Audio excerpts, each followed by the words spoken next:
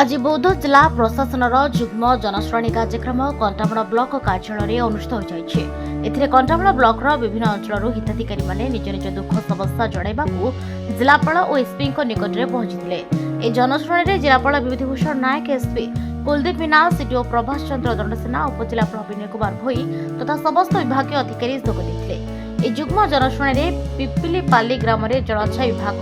प्राय 7 लाख टंका व्यय एक आनेकट जड़े व्यक्ति जमी निर्माण अभियोग होता।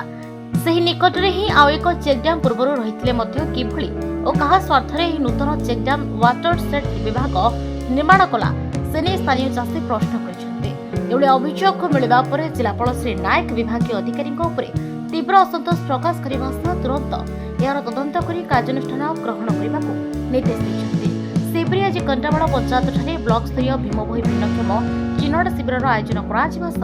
हिताधिकारी भत्ता और विभिन्न उपकरण बंटन कर चाष जमी निकटवर्ती नाल वाटर सेड बहुत विभाग ले गोटे चेकड्याम निर्माण करटा कि आमर प्राकृतिक जलस्रोत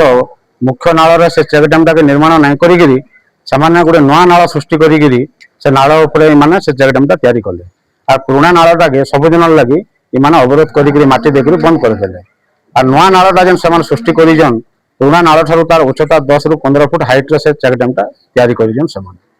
आ जार द्वारा कि टिके असराय वर्षा पानी हेले भी आम समस्त चाषी मान चाष जमी के पानीटा माड़ी जाकि बन्या सृष्टि होचे। आम पल्हा पुली सब रही आज्ञा कि पानी माड़ी जबार द्वारा आम पल्हा पुली सब क्षति होकर आम पल्हा घारी भी गला पल्हा रुआबार चाष जमी बुड़ी नष्ट होला।